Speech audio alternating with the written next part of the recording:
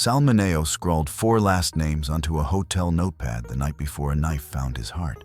One belonged to a blue-eyed matinee idol, another to Hollywood's loudest rebel, and the 4th is still redacted in LAPD files. Mineo whispered, "If these ever leak, the town burns." Today, nearly 5 decades later, those names remain sealed. But the fuse he lit is getting shorter by the hour. Stick around, because the most explosive name wasn't Dean.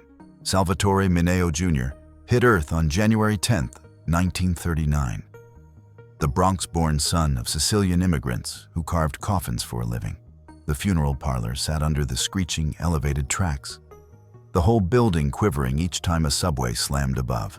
His mother, Josephine, swore those tremors rocked rhythm into her son's bones.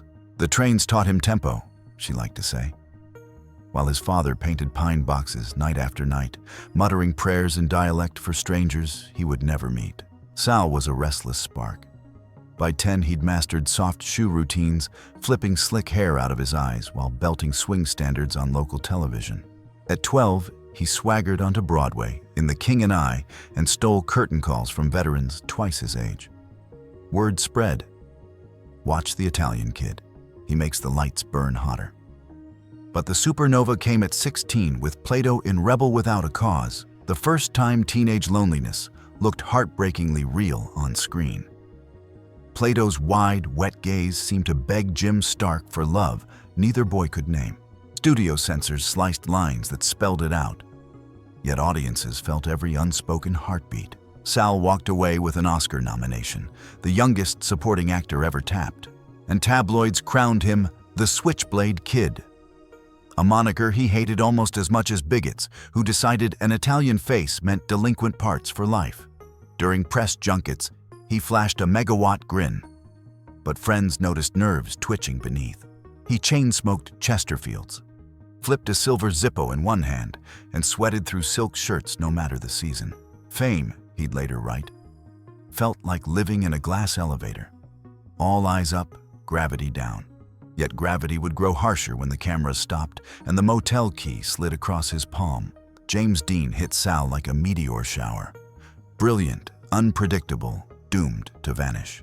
On set, Dean coached the younger actor with conspiratorial whispers. "Feel it here," he'd murmur, tapping his chest. "Then don't show a damn thing until your eyes explode." Between takes, they raced their bikes down Sunset after midnight. Helmets forgotten, skidding to a halt outside Schwab's pharmacy for chocolate malts before sunrise call times. Crew gossip swirled fast. One grip claimed he spotted the pair slow dancing alone on the soundstage as the final night's fog rolled in. Another recounted a scene cut from the film where Dean's hand lingered on Sal's cheek half a beat too long, a moment the director kept reshooting until the gesture looked merely friendly. But cast diaries whisper they never got a version Ray found innocent enough. Director Nicholas Ray complicated everything. At 44, he was a weathered charmer with nicotine-stained fingers and a marriage sliding off a cliff. Ray's bungalow at the Chateau Marmont, room 79, doubled as casting couch and creative lab. Sal, barely 17, found himself there for private rehearsal. He later told a confidant the walls were lined with red silk lampshades, making every reflection look sunburned. "I felt like a moth," he said. But Ray's hands were the flame. Ray molded Plato from his own estranged son. The character's ache mirrored fatherly guilt, and some believed grooming guilt too. But Sal's feelings tangled deeper. He wrote in a notebook, "Nick directs my heart, Jimmy steals it." Then came September 30th, 1955. Dean's Porsche Spider spun into oblivion on a lonely highway, headlights severed from the chassis like eyes ripped out. Sal collapsed when the call reached him, sobbed until his ribs bruised, and curled beneath Dean's red windbreaker for a month. Journal pages from that winter bleed ink tears. He scrawled, "List, keep safe. The only revenge is truth." The first 2 names, Dean and Ray, were obvious. The rest would scorch reputations and maybe motivate murder. Paul Newman. The Cove letters on Cyprus during Exodus. Sal and Paul slipped from set each dusk to a secluded cove ringed by volcanic rock. There they swam naked beneath a bruised Mediterranean sky, salt drying on their eyelashes as they whispered fears about studio spies. Newman, then America's bluest-eyed husband, mailed letters back to L.A. through the hotel concierge, signing them P. Sal answered in invisible ink. Lemon juice under lamplight. Paranoid a customs officer could torpedo both careers. Newman's letters survived decades in a shoebox. Rumors say they still smell of salt and clove cigarettes. Yet Paul's guilt curdled romance. Back in Hollywood, he returned to wife Joanne Woodward and the image of an unbeatable marriage. Sal felt jilted, scribbling. Paul chooses legacy over pulse, but he kept the letters. Maybe they haunt a safe deposit box even now. Marlon Brando. The closet door carving. Brando embodied every contradiction Sal adored. Brute beauty, method acting mystic, and perpetual saboteur. They met at an acting workshop on Melrose where Brando critiqued Sal's pretty nerves and challenged him to box bare-knuckled behind the theater. Sal lost 2 teeth and fell in love. They fought like wounded panthers, clawing each other's insecurities, then tumbling into fevered peace. One night, after Brando disappeared to Mexico with a flamenco dancer, Sal carved the initials MB into that chateau closet door, then painted over the gouges before checkout, as though burying both wound and want. Bobby Sherman, pop idol tutor. Fresh-faced Bobby arrived at Sal's door, carrying a stack of sheet music and a head full of confusion. Sal tuned his vocals, taught him stage moves, and, friends say, coaxed him into his first same-sex kiss. They wrote a sugary duet, 2 Hearts on Fire, shelved when Sherman's management demanded a wholesome image. Everything imploded once fiancée Jill Haworth burst into Sal's apartment. Rumor has her screaming, "I won't marry a liar or his coach." That scandal turned tabloid sharks rabid. Sherman's star rose, Sal's plummeted. Courtney Burr III, the anchor. By the dawn of the 70s, Sal craved peace. Courtney Burr, a classically trained actor turned coach, offered spreadsheets, soup, and sanity. They painted their duplex a cheery lemon, fostered stray dogs, and planned to buy acreage north of Santa Barbara, where Sal dreamed of growing olives. Courtney balanced overdue bills, fended off loan sharks, and packed Sal's lunches wrapped in handwritten affirmations. Hollywood dismissed the pair as roommates. Sal called Courtney "my always." Transition. December 1975. Sal noticed his phone clicked mid-conversation. Possible wiretap, maybe paranoia. Weeks later, every log from that period vanished from police custody. Clerical error or cleanup crew? No one inside LAPD wants to answer. Hollywood louvies novelty until novelty talks back. Studios applauded the Bronx accent until it advocated for pay equity. They praised ethnic edge until Sal refused to bleach a single curl. Casting directors filed him under thugs, punks, or ethnic friend number 2. Between roles he played Vegas lounges, crooning "Start Movin'" in tight pink satin jackets, while middle-aged tourists tossed cocktail napkins begging for autographs. He pocketed every napkin. Souvenirs of relevance. The 1962 unveiling of Harold Stevenson's The New Adam, a 40-foot canvas of a reclining, fully nude Sal, shattered whatever glass innocence remained. The painting's debut in Paris triggered gasps. Life magazine dubbed it a hymn to forbidden beauty. Stateside, columnists clutched pearls. Production deals winked out like dying bulbs. Sal felt the chill and refused to flinch. By 1972, he was done with closets. Bose Hadley's interview in Movie Mirror started over coffee at Schwab's and ended 6 hours later as dawn blushed the sidewalk. Sal owned his bisexuality with a grin and watched 2 network pilots evaporate within 48 hours.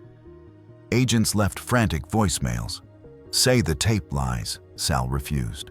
"I'd rather starve honest than feast as fiction," he told a friend, tossing last month's rent bill into the fireplace. Yet adversity honed fire. He sank into theater, the one arena still hungry for raw pulse, and plotted a comeback no studio gatekeeper could veto. Sal mortgaged everything. His car, his gold record royalties, even residual checks from Rebel reruns. To stage Fortune and Men's Eyes. A prison drama peeling paint off society's hypocrisy. Bow-tied critics arrived ready to sneer. Most left stunned silent. Some wept. After one performance, a teenage boy handed Sal a note. "Night I saw myself exist." Sal kept that note in his wallet until death. The play's success birthed a mentorship program for queer youth actors. Sal coached them free in a rented church basement, serving peanut butter sandwiches between line runs because rehearsal broke through dinner and no one had money. One of those students, lanky Don Johnson, later confessed he almost quit acting until Sal convinced him pretty can still mean power. Flush with glowing reviews but still underpaid, Sal leapt into P.S. Your Cat is Dead, playing bisexual burglar Jimmy Zool, a role laced with venomous wit and vulnerable underbelly.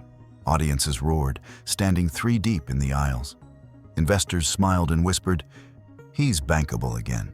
A financier wrote a check to fund Sal's directorial dream, a neo-noir revenge thriller titled Blood City, slated to roll cameras summer '76.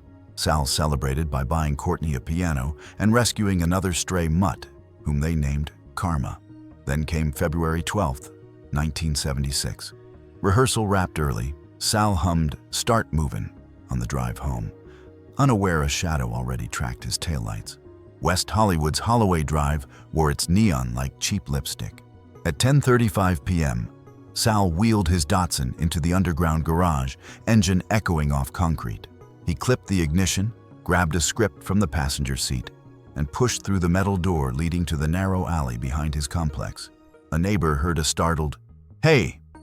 followed by a single sharp sound. Some said a pop, others a muffled grunt. Seconds later, Sal stumbled into view, clutching his chest, eyes wild. Blood blossomed across his denim shirt, dark as oil. He managed 3 steps, collapsed beside a cinder block wall, and gasped, "Help me." The script pages fluttered like white moths in his hand. Paramedics arrived fast. Life left faster. Wallet, wristwatch, keys, intact. No sign of robbery. Police chalked a tidy motive: botched mugging. Neighbors insisted the fleeing figure was white or Latino, curly-haired, denim-jacketed. Flyers described that suspect. Yet 18 months later, detectives arrested Lionel Ray Williams, a black pizza delivery driver with prior petty theft charges. Their evidence? Jailhouse informants and Williams's estranged wife, claiming he staggered home bloody the same night. Ballistics? Non-existent. Sal died from a single knife wound. The murder weapon was never recovered. Williams' build, complexion, and height failed to match any witness sketch. Still, the jury, exhausted, eager to lunch, convicted within 4 hours. Williams served a decade, paroled, and still shouts innocence from every podcast invitation.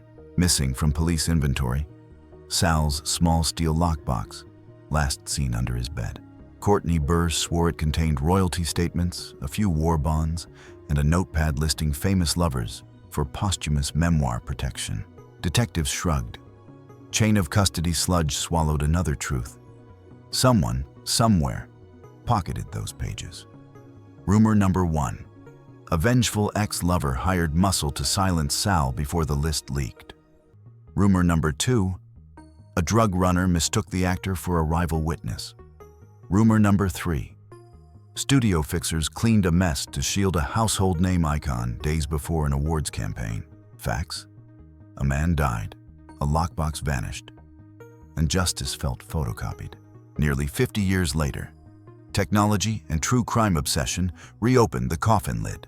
The 2024 documentary Unseen Innocence re-examined trial transcripts, highlighting forensic misfires, partial shoe prints never cast, alley lighting tests ignored, and a witness whose eyesight measured legally blind. Viewers erupted.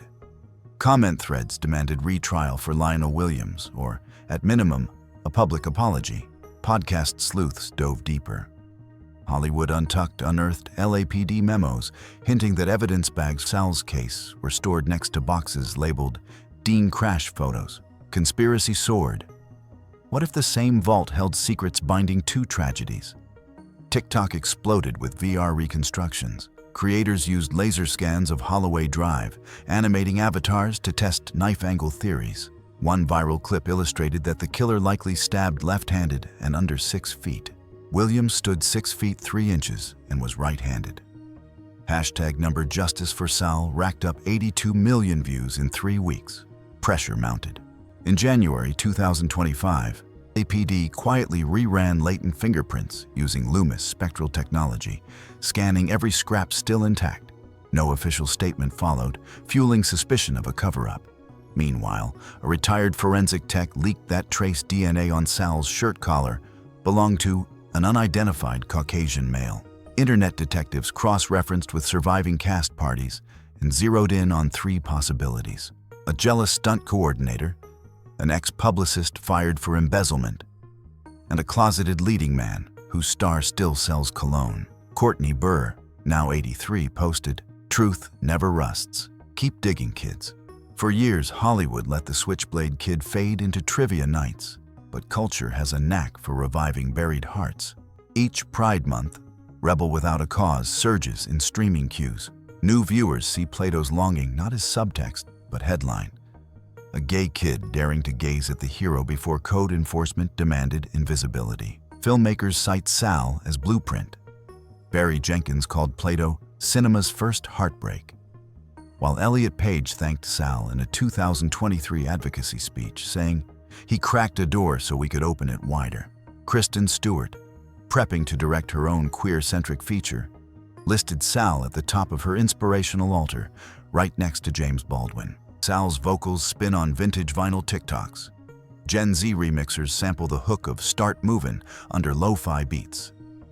Every stream funnels pennies into a scholarship fund Courtney Burr established for LGBTQ theater kids. The same basement school spirit, now global.